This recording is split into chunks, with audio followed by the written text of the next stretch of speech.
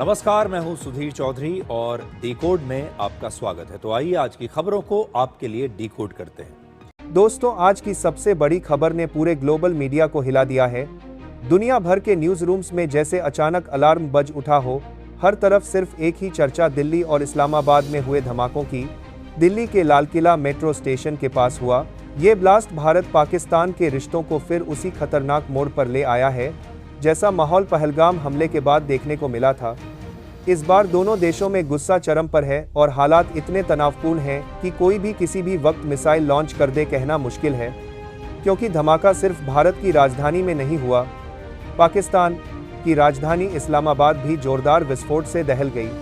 Islamabad blast की जिम्मेदारी भले ही किसी ने नहीं ली, लेकिन भारत का मानना है कि दिल्ली में हुआ कार ब्लास्ट पाकिस्तान की प्लानिंग का नतीजा है। इसी विश्वास के चलते भारत सरकार ने एलओसी के आसपास के इलाकों को खाली करने के आदेश दे दिए हैं। तीनों सेनाओं के टॉप कमांडरों को बुलाकर हाई लेवल मीटिंग हो रही है और गृह मंत्रालय ने भारत पाक सीमा के 10 किलोमीटर रेडियस को रेड जोन घोषित कर दिया है। कश्मीर घाटी में सुरक्षा इतनी कड़ी कर दी गई है कि पहलगाम, गुलमर्ग, सोनमर्ग, श्रीनगर और जम्मू श्रीनगर हाईवे पर यात्रा पूरी तरह रोक दी गई है। वहीं सीमा से जुड़े इलाकों में तैनात जवानों को हाई अलर्ट पर भेज दिया गया है और पेट्रोलिंग बढ़ाने के आदेश ताबड़तोड़ जारी हो रहे हैं। इधर रक्षा मंत्री राजनाथ सिंह, एनएसए अजीत डोभाल और तीनों सेनाओं के चीफ लगातार वॉर रूम में बैठकर हालात का आकलन कर रहे हैं। पीएम मोदी भी अपनी भूटान यात्रा अधूरी छोड़कर सीधे दिल्ली लौट आए हैं, जिससे साफ है कि आने वाले दिनों में भारत की ओर से कोई बड़ा एक्शन सामने आ सकता है। तो दोस्तों, आज की यह खबर बेहद गंभीर है, इसलिए वीडियो को अंत तक देखना बेहद जरूरी है। अब आते हैं उस अपडेट पर जिसने पाकिस्तान ही नहीं बल्कि चीन जैसे देशों की भी टेंशन बढ़ा दी है। दरअसल भारत ने इस समय इजराइल के साथ एक मेगा मिसाइल डील साइन कर दी है। यह डील भारत की रक्षा क्षमता को कई गुना अपग्रेड करने वाली है। इजराइल अब भारत को ऐसे ultra advanced air defence systems दे रहा है जो किसी भी रॉकेट, ड्रोन या मिसाइल को हवा में ही उड़ा देने की क्षमता रखते हैं। इनमें बाराक 8, आयरन डोम और डेविड स्लिंग जैसे डिफेंस सिस्टम शामिल हैं, जिनकी रेंज 70 किलोमीटर से लेकर 250 किलोमीटर तक फैली है। यह डील ऐसे वक्त में हुई है जब भारत को अपने पश्चिमी और उत्तरी दोनों मोर्चों पर दोहरी चुनौती का सामना करना पड़ रहा है। पाकिस्तान आतंकवाद के जरिए हमला कर रहा है और चीन सीमा पर अपनी गतिविधियां बढ़ा रहा है।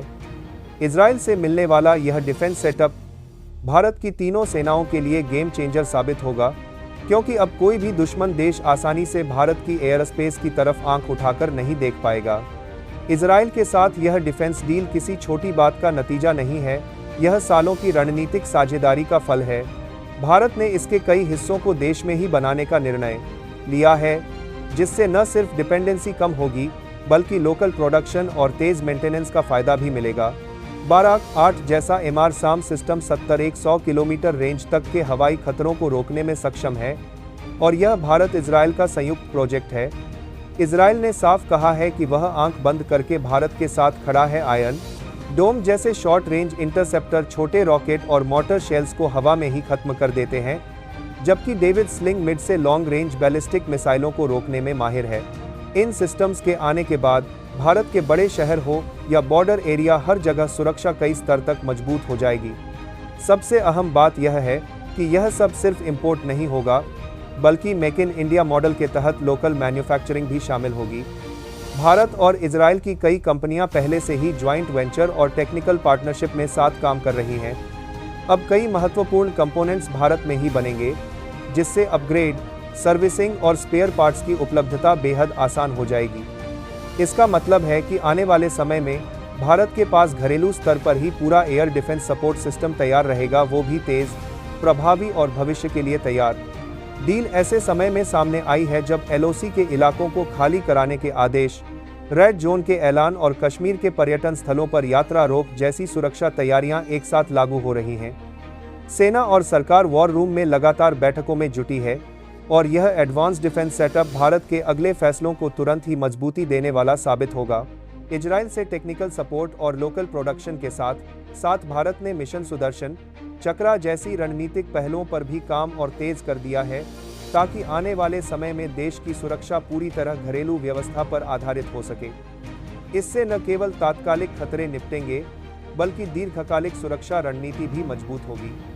अब अगर बाराक 8 की क्षमताओं की बात करें, तो यह सामान्यतः 70 से 100 किलोमीटर की रेंज में हवाई खतरों को इंटरसेप्ट करने में सक्षम है।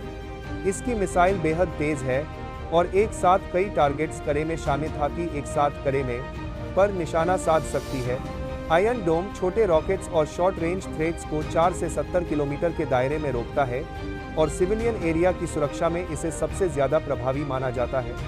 डेविड स्लिंग मिड से लॉन्ग रेंज खतरों को हैंडल करता है और बैलिस्टिक मिसाइल, क्रूज मिसाइल और बड़े कैलिबर रॉकेट्स के खिलाफ सुरक्षा की एक मजबूत परत प्रदान करता है। अब बात करते हैं दिल्ली धमाके की। इस घटना की जिम्मेदारी अभी तक किसी भी संगठन ने आधिकारिक तौर पर नहीं ली है।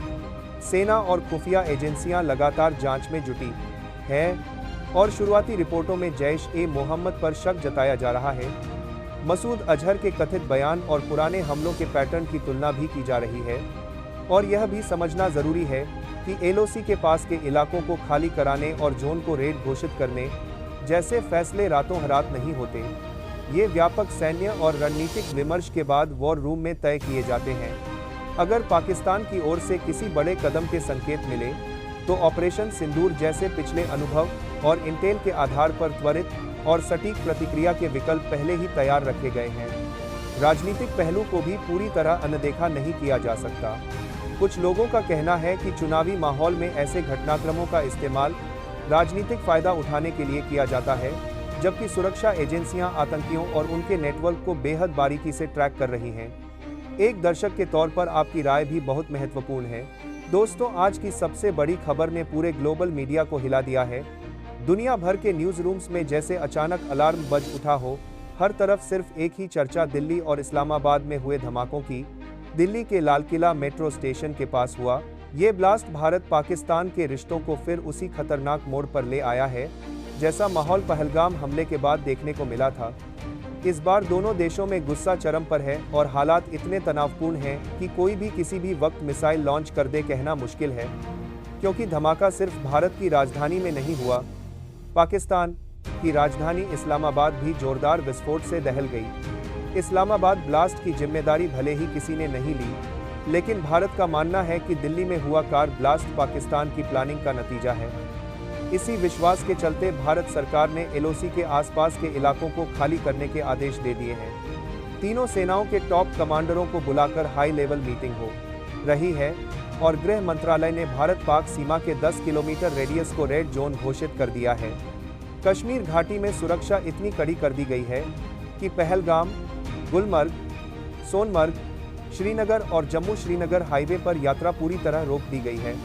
वहीं सीमा से जुड़े इलाकों में तैनात जवानों को हाई अलर्ट पर भेज दिया गया है और पेट्रोलिंग बढ़ाने के आदेश ताबड़तोड़ जारी हो रहे हैं। इधर रक्षा मंत्री राजनाथ सिंह, एनएसए अजीत डोभाल और तीनों सेनाओं के चीफ लगातार वॉर रूम में बैठकर हालात का आकलन कर रहे हैं। पीएम मोदी भी अपनी भूटान यात्रा अधूरी छोड़कर सीधे दिल्ली लौट आए हैं, जिससे साफ है कि आने वाले दिनों में भारत की ओर से कोई बड़ा एक्शन सामने आ सकता है।